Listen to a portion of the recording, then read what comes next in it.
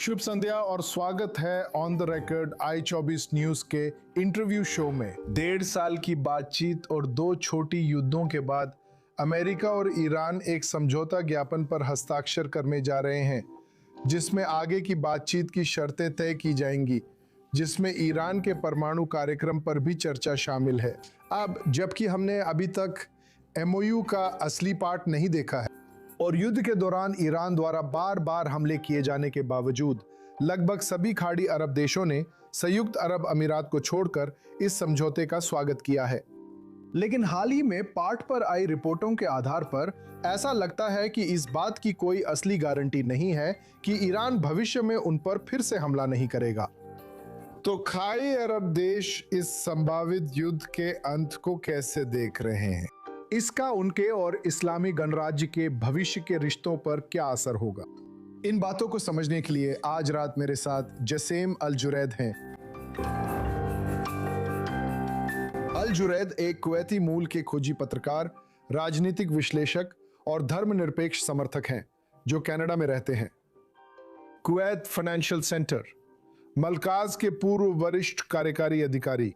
अल जुरैद को कट्टरपंथी इस्लामवादियों के खिलाफ लिखने और इजराइल के साथ शांति की वकालत करने के कारण कुवैती अखबार अल कबास से बर्खास्त कर दिया गया था और कुवैत में उन्हें 14 साल की जेल की सजा सुनाई गई थी। कानूनी उत्पीड़न का सामना करते हुए वो कनाडा भाग गए, जहां उन्हें संरक्षित व्यक्ति का दर्जा मिला और वहां वे अपना खोजी और विश्लेषणात्मक काम जारी रखते हैं। जसेम, हमारे साथ इस शाम जुड़ने के लिए धन्यवाद। मैं आपके साथ होने के लिए बहुत खुश हूं आर्या। आमिर, धन्यवाद। मैं उस MOU से शुरू करना चाहता हूं जो अमेरिका और ईरान के बीच हुआ था, लेकिन अब तक कोई आधिकारिक दस्तावेज नहीं देखा गया और यहां तक कि राष्ट्रपति ट्रंप ने भी आज कहा कि जो दस्तावेज तय हुआ है वो अंतिम नहीं है। लेकिन इस MOU की मूल भावना की एक काफी स्पष्ट तस्वीर विभिन्न रिपोर्टों के आधार पर सामने आई है। तो क्या खाड़ी देश वास्तव में अब युद्ध समाप्त होने से एक अधिक बेखौफ और कट्टरपंथी हो चुके ईरानी शासन के रहते खुश है, या फिर यह सिर्फ अब तक ईरान के साथ अपनाई गई तुष्टीकरण रणनीति की ही एक और कड़ी है? ये अब एक बहुत ही महत्वपूर्ण सवाल है और जो कुछ भी हो रहा है, जैसे कि GCC में राजनीतिक यथास्थिति में जो प्रगति हो रही है, वे व्यापार और अर्थव्यवस्था में फिर से जान फूंकना चाहते थे। साथ ही वे अब भी डर रहे हैं कि IRGC अपने प्रॉक्सी समूहों को फंडिंग देना जारी रखेगा। उन देशों के भीतर आप जानते हैं जो गुप्त सेल हैं, अपनी विचारधारा को फिर से बनाने और अपनी तीसरी या पांचवी लाइन को फिर से खड़ा करने के लिए, समाज को नियंत्रण से बाहर करने और निर्णय लेने वालों और कार्यकारी पैनल को प्रभावित करने के लिए, आप जानते हैं, आगे हमले करने के लिए। मेरे विश्लेषण के अनुसार ये सब डोनाल्ड ट्रंप के लिए मिड टर्म चुनावों के बारे में है। मिस्टर ट्रंप, मुझे लगता है वो इन मिड टर्म चुनावों से कुछ ऐसे वादों के सहारे निकलना है कि हम युद्ध में नहीं हैं, हम GCC में अपने सहयोगियों के नाम पर या उनके अनुरोध पर सैन्य मिशनों या सैन्य कार्रवाइयों में शामिल हैं। तो अमीरात वे IRGC पर भरोसा नहीं करते, उन्होंने उनका नाम लिया। मैं जिनेवा में संयुक्त राष्ट्र मानवाधिकार परिषद के कक्ष में उस समय मौजूद था जब उन्होंने पहले ही कक्ष के भीतर गठबंधन की एक बहुत अच्छी पहल शुरू कर दिया था। वे इस नेतृत्व को वैध ठहराने के मामले में ईरान को इस संदर्भ से अलग रखना चाहते थे। तो अमीरात अपना काम कर रहे हैं। कुवैत पर भी गंभीर हमला किया जा रहा है। तो हम सभी जानते हैं कि ये पड़ोसी कितना खतरनाक है, लेकिन बात यह है कि फिर से ज्ञापन को ये दिखाना चाहिए कि राष्ट्रपति शांति प्रिय हैं और वे वाकई शांति प्रिय हैं। वे इस क्षेत्र में शांति चाहते हैं। वो मिस्टर कुशनर के साथ अब्राहम समझौतों को आगे बढ़ाने में उनकी अहम भूमिका थी। लेकिन फिर भी मुझे लगता है कि हमारा काम अभी खत्म नहीं हुआ है। युद्ध का अभी तक अंत घोषित नहीं हुआ है, और मैंने अभी तक कोई नतीजे नहीं देखे हैं। मैंने इसमें सफलता की कोई परिभाषा नहीं देखी, सबकी परिभाषा अलग होती है। हर किसी की सफलता की परिभाषा अलग है, चाहे वो जीसीसी, आईआरजीसी या अमेरिका और उसके सहयोगी हों। मुझे लगता है इजराइल अब भी उसी मिशन पर है। मैंने इसे संयुक्त राष्ट्र में दिए गए भाषण में भी बताया था। सही। तो आपने यूएई कुवैत की प्रतिक्रिया का जिक्र किया, जो ईरान से सबसे ज्यादा प्रभावित दो देशों में से हैं। तो इस युद्ध ने कुवैत की इस्लामी गणराज्य के प्रति धारणा को कैसे प्रभावित किया है? कुवैत, पहले आप जानते हैं, कुवैत इस क्षेत्र में 3 बड़े चुनौतियों के बीच रह रहा है। कुवैत सऊदी, इराक और ईरान के बीच स्थित है। तो आमतौर पर कुवैत का इस क्षेत्र में कोई प्रभाव नहीं होता है। कुवैत एक बहुत शांतिपूर्ण देश है, राजनीतिक रूप से उदार देश है। वे बस शांति से रहना चाहते हैं और समृद्ध होना चाहते हैं, और वे संगीत, विज्ञान आदि से जुड़ना चाहते हैं। मुझे लगता है कि कुवैत की इसमें कोई ठोस स्थिति नहीं है, लेकिन कुवैत ने भी इन हमलों के लगातार जारी रहने को लेकर अपनी चिंता जाहिर की है, और उन्होंने बहुत सारे सवाल पूछे और उनमें से एक को निष्कासित भी कर दिया। कुवैत में रक्षा कार्यालय या रक्षा ब्यूरो जो ईरान के दूतावास को रिपोर्ट करते हैं, और यही कुवैत का मानना है। कुवैत सोचता है कि ठीक है, वो संयुक्त राज्य अमेरिका का साथ देगा। आखिरकार कुवैत की पूरी आबादी ने देखा कि हमारे पास एक साझा दुश्मन है, ईरान, और अब हमारे पास बहुत सारे सहयोगी हैं, उनका भी वही दुश्मन है। हम देखते हैं कि इजराइल का भी वही दुश्मन है, और वे उस शासन पर हमला करने, उसे नष्ट करने और कमजोर करने में मदद कर रहे हैं। और अब हमारे पास संयुक्त राज्य अमेरिका और अमीरात भी हैं, उनका भी वही रुख है। जहां अमीरात ने हमला करना शुरू किया, तो कुवैत का रुख ये है कि वे इन सभी देशों के साथ हैं, लेकिन वे वास्तव में कुछ भी सार्वजनिक रूप से घोषित नहीं कर सकते। मैं खासकर खाड़ी क्षेत्र की स्थिति में और गहराई में जाना चाहता हूं, क्योंकि जिन खाड़ी क्षेत्र के लोगों से मैंने बात की है, जिनमें इस कार्यक्रम में आए लोग भी शामिल हैं, सभी ने कहा है कि खाड़ी देशों को इस्लामी गणराज्य के साथ अपने संबंधों पर पुनर्विचार करना चाहिए। और मुझे लगता है कि हम देख सकते हैं, भले ही जीसीसी एक समान नहीं है, हम देख रहे हैं कि दो गुट बन रहे हैं। एक ज्यादा सख्त रुख वाला गुट, जिसकी अगुवाई यूएई, बहरीन कर रहे हैं, और फिर आपके पास नरम रुख वाला गुट है, आप कह सकते हैं, जो तुष्टीकरण की नीति का समर्थन करता है, जिसमें सबसे आगे ओमान है, लेकिन आप उसमें कतर और कुछ हद तक सऊदी अरब को भी शामिल कर सकते हैं। इस तरह के नए उभरते माहौल में ईरान के संदर्भ में जीसीसी के भीतर कुवैत खुद को कहां खला पाता है?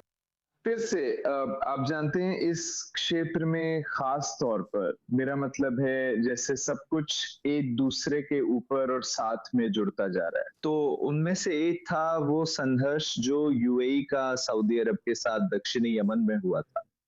हम इसे दक्षिण अरब कहते हैं। और फिर चीजें सच में ऐसी हो गई। आप जानते हैं, दोनों देशों के बीच चीजें बहुत नकारात्मक दिशा में बढ़ने लगी, और फिर सऊदी अरब ने अब मुस्लिम ब्रदरहुड के साथ एक अलग रुख अपनाया, कहा कि हम ब्रदरहुड से अपने देश के अंदर लड़ रहे हैं, लेकिन हम अपनी सीमाओं के बाहर सूडान और यमन में उनका समर्थन कर रहे हैं। तो बात आती है कुवैत की, और कुवैत ही उस तरफ सऊदी अरब का एकमात्र जीसीसी पड़ोसी है। कुवैत पहले से ही एक बहुत चुनौतीपूर्ण जगह पर है, और सोचता है कि अभी हमारा कोई रुख नहीं है, हम कुछ भी कहने वाले नहीं हैं, हम सिर्फ अपने अस्तित्व के बारे में सोचेंगे। तो जो अस्तित्वगत खतरे आईआरजीसी से आते हैं, सऊदी अरब ने इसमें कोई दिलचस्पी नहीं दिखाई कि वे विरोध करें या कुवैत की मदद करें कि वे अपनी रक्षा कर सकें। वे इसका जिक्र करते रहे हैं, मेरा मतलब है, वे कहते रहे हैं कि हम कुवैत की रक्षा करेंगे, हम अपनी सारी कोशिशें और सारी क्षमताएं कुवैत की रक्षा में लगा देंगे, लेकिन उन्होंने कुछ नहीं किया। उन्होंने बिल्कुल कुछ नहीं किया। उन्होंने अलग रुख अपनाया। वे एक मध्यस्थ की तरह बन गए।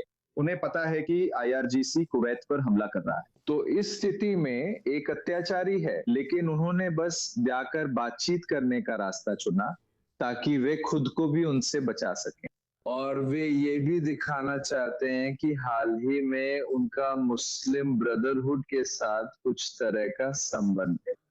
तो कुवैत यूएई की स्थिति में यही वजह है कि कुवैत और यूएई पर लगभग एक ही तरीके से गंभीर हमला किया गया है और कुवैत को शायद हाल ही में और मिसाइलें और ड्रोन मिले हैं, लेकिन फिर भी हम हाल ही में यूएई के साथ एकमत हैं और इससे आईआरजीसी नाराज हो जाता है। वे नहीं चाहते कि हम मुस्लिम ब्रदरहुड का विरोध करें, वे नहीं चाहते कि हम कुवैत में सुधार करें और उन लोगों की नागरिकता छीने जिन्होंने फर्जी पहचान के साथ देश पर कब्जा करना शुरू कर दिया था। तो ये सऊदी अरब है। और ओमान सऊदी अरब से बिल्कुल अलग रुख अपना रहा है। वे कह रहे हैं कि हम ईरान के प्रति ज्यादा नरम हैं और ओमान के विदेश मंत्री में मेरी राय में सच कहूं तो उन्होंने एक बहुत ही शर्मनाक रुख अपनाया ईरान का समर्थन करते हुए जीसीसी पर हमला कर कहा कि उन्हें अपनी सुरक्षा करनी होगी।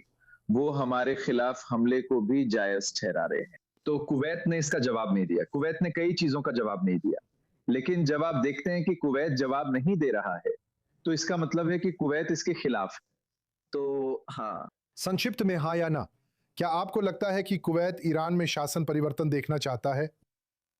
बिल्कुल बिल्कुल। हाँ, कुवैत यूएई के साथ एक मत है, लेकिन मुझे नहीं लगता कि सऊदी अरब, जैसा कि साफ तौर पर कहा गया है, वो ये बदलाव चाहता है, क्योंकि वे सभी उसी राजनीतिक इस्लाम के खेमे का हिस्सा हैं। जब आप रियल मैड्रिड और बार्सिलोना को ला लीगा में खेलते हुए देखते हैं, मैं बस ये उदाहरण देना चाहता हूँ, बार्सिलोना रियल मैड्रिड को लीग से बाहर नहीं करना चाहता, वे उन्हें बर्बाद करना चाहते हैं। वे उनके खिलाफ खेलते हुए लड़ेंगे, लेकिन उन्हें पूरी तरह खत्म नहीं करना चाहते, क्योंकि इससे विचारधारा या दर्शकों को लगेगा कि कोई और प्रतिद्वंदी है। सऊदी अरब आईआरजीसी को कमजोर करना चाहता है पर पूरी तरह हटाना नहीं चाहता, क्योंकि उन्हें लगता है अगला नंबर उनकी विचारधारा वहाबीवाद है।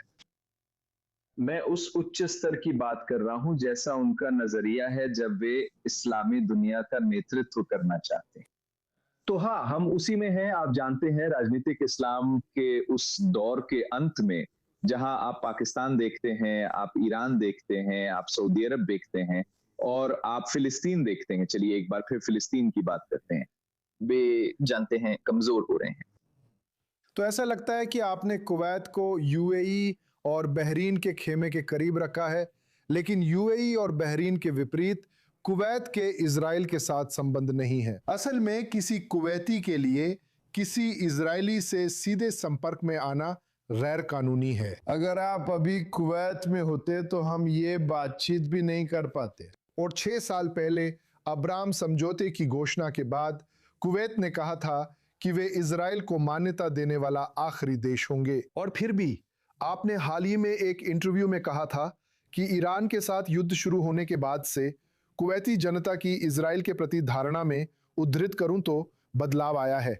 इससे आपका क्या मतलब है? मेरा मतलब है, देखिए, कल्पना कीजिए कि कुवैत इजराइल से संबंध सामान्य कर लेता है। सऊदी ऐसा नहीं कर रहा, इराक भी नहीं और ईरान भी नहीं। आपको क्या लगता है कुवैत के साथ क्या होगा? वो उससे तबाह कर देंगे? उन्हें मिसाइलें और ड्रोन मिलेंगे जैसे पहले भी मिले हैं। वे हमें खत्म कर देंगे, हमें नक्शे से मिटा देंगे। जब हम बंद दरवाजों के पीछे कूटनीति की बात करते हैं तो उनके बीच भी कूटनीति है। मैं पहले बहुत सारे इजरायली मीडिया कर्मियों से बात करता था और मुझसे कभी कुछ नहीं हुआ ये कि जब शेख सबा अल अहमद का 2020 में निधन हुआ तो वे मेरे पीछे पड़ गए। मैंने अल-कबास के लिए लगभग 6 या 7 साल तक लिखा, जब तक कि मुझे निष्कासित नहीं कर दिया गया, मुझे निकाल दिया गया था। तो हमारे पास ऐसा कोई कानून नहीं है जो मुझे इजरायली से बात करने से रोकता हो। हमारे लिए बस कानूनी समस्या ये है कि इजराइल में हमारा दूतावास नहीं है और इजराइल जाना कानून के खिलाफ है, क्योंकि हमारे देश के रूप में वहां दूतावास नहीं है। तो हम वास्तव में आपके मामलों का ध्यान नहीं रख सकते। बस यही एक समस्या है जो हमारे पास है। और बाकी मैं इजरायलियों से बात कर रहा था। मेरा इजरायलियों के साथ रिपोर्टिंग का अनुभव है, मैंने उनके साथ काम किया है नाम नहीं लेना चाहता, लेकिन वे वहां हैं। मेरी रिपोर्ट में सिर्फ कट्टरपंथी इस्लामवादियों को नाराज किया था, खासकर शेख मोहम्मद के बाद, जब वे संक्रमण और खाड़ी युद्ध के सत्ता परिवर्तन के दौरान थे। मैं आपको एक टिप दे रहा हूं, कट्टरपंथी इस्लामवादी वे इस स्थिति का फायदा उठाते हैं ताकि जनमत पर कब्जा कर सकें। तो वे जाते हैं और कहते हैं, जानते हो क्या, अगला अमीर बहुत धार्मिक होगा और वो हमारे करीब होगा दूसरों की बजाय। हम आपका और समाज का समर्थन चाहते हैं ताकि पहचान फिर स्थापित हो सके। कुवैत कभी कट्टरपंथी देश नहीं रहा। कुवैत हमेशा एक उदार देश रहा है। मेरी माँ छोटे स्कर्ट पहनती थी, सड़कों पर चलती थी। ये कुवैत नहीं था जैसा अब है।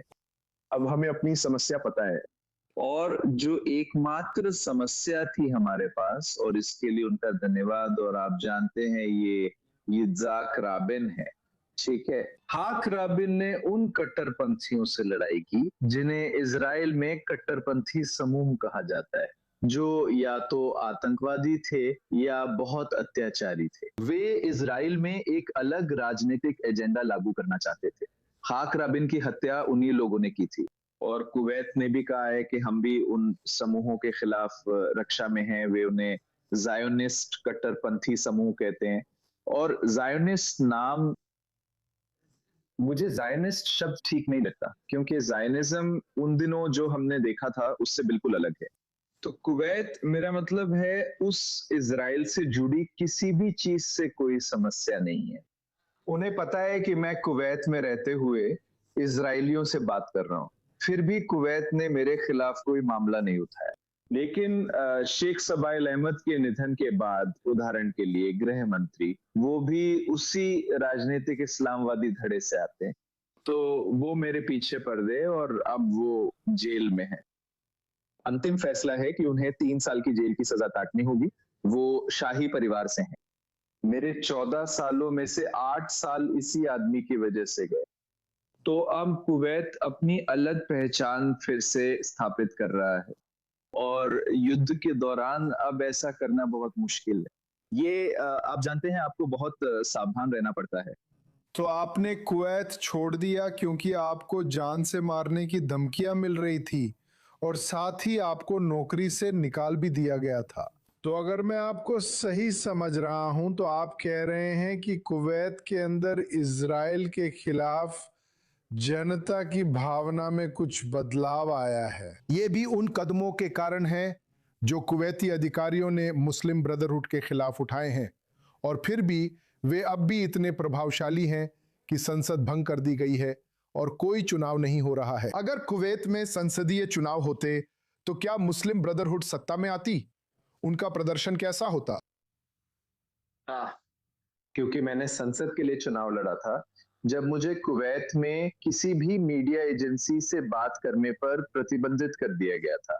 ये एक सांस्कृतिक परिषद की परियोजना थी, ठीक है। वे मुझे सांस्कृतिक तौर पर बहिष्कृत करना चाहते थे। मैंने कहा, जानते हो, मैं संसद का चुनाव लड़ूंगा ताकि जान सकूं लोग मेरे बारे में क्या सोचते हैं। और यकीन मानो एरियल, मैंने संसद के लिए एक राजनेता के रूप में चुनाव नहीं लड़ा था। मैं एक ऐसे इंसान के तौर पर चुनाव लड़ा जो बहस के लिए तैयार है, क्योंकि कुवैत को गलत संदर्भ में लिया गया था। तो मैंने कहा, मैं कुवैत को उसकी असली पहचान दिला रहा हूं, और यही मेरा चुनावी अभियान। मैं मीडिया पर आप लोगों से आमने सामने बात करना चाहता हूं। आइए एक बहस करें, एक खुली बहस, जिसमें हम इजराइल के बारे में बात करें, उन अमीरात के बारे में बात करें जिन्हें अब आप अमीरात कहने लगे हैं। वो देश जो एक नया धर्म स्थापित कर रहे हैं, जिसे अब्राहम धर्म कहा जाता है। तो मैंने कहा, देखिए, ये सच नहीं है, और अगर कोई अब्राहम धर्म है तो मैं नास्तिक हूं। मैं अगले ही दिन इसमें शामिल हो जाऊंगा, क्योंकि ये धर्म पूरी दुनिया को एकजुट कर देगा। तो क्या आप खुद को जल्द ही कुवैत लौटते हुए देखते हैं? नहीं, मुझे नहीं लगता कि ऐसा होने वाला है। मुझे नहीं लगता कि इससे कुवैत को कोई फायदा होगा, इससे मुझे भी कोई फायदा नहीं होगा। पहले मुझे अपनी प्रतिष्ठा बहाल करनी है, और आज तक मुझे जान से मारने की धमकियां मिल रही हैं। मेरे खिलाफ लगभग 49 मामले हैं, और ये बार बार फिर से खोले जा रहे हैं। मैं कुवैत में स्थिति स्थिर नहीं है। मुझे बस सही समय का इंतजार करना है, और फिर जाना है, और शायद कुवैत को फिर से सही रास्ते पर लाना है। शायद तब जब इजराइल हमारा दोस्त बन जाए, खुले तौर पर। ठीक है, देखते हैं क्या होता है। मैं दुआ करता हूं कि आप जल्द कुवैत में परिवार के पास लौटे। अब मैं शो के आखिरी हिस्से पर जाना चाहता हूं। ये रैपिड फायर सेगमेंट है। मैं 3 तस्वीरें दिखाऊंगा, आप बताइए कि सबसे पहले आपके दिमाग में क्या आता है। तो पहली तस्वीर ये है शेख मिशाल अल अहमद अल जबेर अल सबाह, कुवैत के शासक और 17वें अमीर। ये पिता समान है, मैं उन्हें बहुत प्यार करता हूँ। मुझे लगता है कि वो कठिन समय में कुवैत को संभाल रहे हैं और बदलाव लाएंगे। वो गेम चेंजर हैं। दिलचस्प, ठीक है। दूसरी तस्वीर यह है अमेरिका के राष्ट्रपति डोनाल्ड ट्रंप। मैं उनके मध्य पूर्व पर विचारों और कट्टरपंथी इस्लामवादियों को खत्म करने की इच्छा का सम्मान करता हूँ। मैं अमेरिका में उनकी चुनौतियों को समझता हूँ। मुझे लगता है कि वो भी एक गेम चेंजर हैं, लेकिन एक अलग तरीके से, एक नए सिस्टम और एक नए स्टाइल में। लेकिन मुझे लगता है कि उन्हें चाहिए कि वो, आप जानते हैं, अपनी सीमाओं को सभी संघर्षों के लिए ना खोलें। कनाडा सुंदर देश है, कृपया मिस्टर प्रेसिडेंट उसे अकेला छोड़ दें। ठीक है, मैं देख सकता हूं कि आपकी यहां दोहरी निष्ठा है। मैं उस निजी तस्वीर की ओर बढ़ना चाहता हूं जो आपने भेजी थी। आपने मुझे भेजी थी जब हमने शो से पहले चर्चा की थी। ये आप और आपके पिता हैं कुवैत में। बताइए, हम क्या देख रहे हैं? ये तस्वीर कब ली गई थी और ये आपको कुवैत में बचपन की कौन सी याद दिलाती है? सबसे पहले कृपया मुझ पर विश्वास कीजिए दोस्तों, ये मैं ही हूं।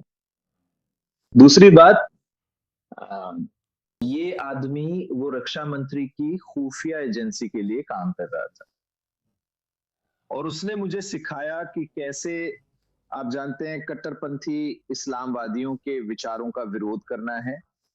ये आदमी बहुत ही प्रबुद्ध व्यक्ति था। 2014 में उनके निधन के बाद अ, अ, उनके विचारों और जो साहस उन्होंने मुझे दिया, उसी ने मुझे अल खवास जाने के लिए प्रेरित किया। मैंने लिखना शुरू किया, तो ये मेरी जिंदगी के लिए बड़ा झटका था। मैंने उन्हें आसपास नहीं देखा। वही विश्लेषण कर रहे थे और मुस्लिम ब्रदरहुड के खिलाफ रिपोर्ट लिख रहे थे। वो बहुत देशभक्त इंसान है, बहुत देशभक्त इंसान। और हाँ, उसकी सूची। मैंने पूछा था कि क्या आप खुद को कुवैत लौटते देखते हैं? आपने कहा वहां की स्थिति अस्थिर है। तो क्या आपको उम्मीद है? आपने कहा कि वर्तमान अमीर वो राष्ट्र के पिता हैं और वो दूरदर्शी हैं और वो बदलाव ला रहे हैं। क्या आपको क्षेत्र में कुवैत के लिए एक बेहतर भविष्य और शायद नए संबंध स्थापित करने की उम्मीद है? हाँ, ये दो अलग अलग बातें हैं। एक है कि क्या मैं कुवैत जाने के लिए तैयार हूँ, और दूसरी बात यह है कि क्या कुवैत निकट भविष्य में एक बेहतर देश बनने जा रहा है। और मुझे लगता है कि कुवैत जा रहा है, सही दिशा में जा रहा है। लेकिन मेरे लिए अभी भी वापस जाके शासक परिवार पे वो दबाव डालना बहुत जल्दी। वैसे मैं कभी नहीं भूलता कि उन्होंने मुझे कुवैत से भागने दिया। उन्होंने कहा कि हम यात्रा प्रतिबंध हटा रहे हैं, अभी यात्रा करो, अभी भाग जाओ, वरना मुझे जेल में डाल दिया जाता और 14 साल की सजा काटनी पड़ती। तो मैं ऐसे कभी नहीं भूलूंगा। और मुझे पता है कि वे मेरी ज्यादातर बातों से, जो मैं कह रहा हूँ, जो मैं कर रहा हूँ, जिन पे मैं विश्वास कर रहा हूँ, उनसे सहमत हैं। इसीलिए उन्होंने मुझे जाने दिया, वरना वे दरवाजे बंद कर देते। और गृह मंत्री फिर से वाकई बहुत नाराज थे। तो यही बात है, कुवैत एक बहुत ही खूबसूरत देश है। कुवैत इस क्षेत्र के लिए बहुत बहुत महत्वपूर्ण देश है। कुवैत, आप जानते हैं, एक गंदगी का गड्ढा है जो सारी समस्याओं को सोख लेता है और उन्हें संगीत में बदल देता है और उन्हें इस चीज के बहुत करीब कुछ बना देता है। फिर भी ये चुनौतीपूर्ण समय है, मैं देश पर दबाव नहीं डालना चाहता। देखिए, जैसे मुझे व्यक्तिगत रूप से ये कहना है कि आप, ये तथ्य कि आप इतने मुखर हैं और इस क्षेत्र में सह अस्तित्व के विचारों को बढ़ावा देते हैं, इन पूर्व धारणाओं और बहुत सी प्रोपेगेंडा को तोड़ने की कोशिश करते हैं, मुझे लगता है कि यह आपके लिए बहुत साहसी बात है। मैं आपके महत्वपूर्ण काम की सराहना करता हूं। कृपया इसे जारी रखें। दुर्भाग्यवश हमें यह बातचीत यहीं समाप्त करनी होगी। मैं एक बार फिर आपको धन्यवाद देना चाहता हूं जासिम अल जुरैद कि आपने आज रात मेरे साथ जुड़ने के लिए समय निकाला। अगले हफ्ते फिर से ऑन द रिकॉर्ड में हमारे साथ जुड़ें। आप आज का एपिसोड और हमारे सभी पिछले शो YouTube और Spotify पर देख सकते हैं। देखने के लिए धन्यवाद।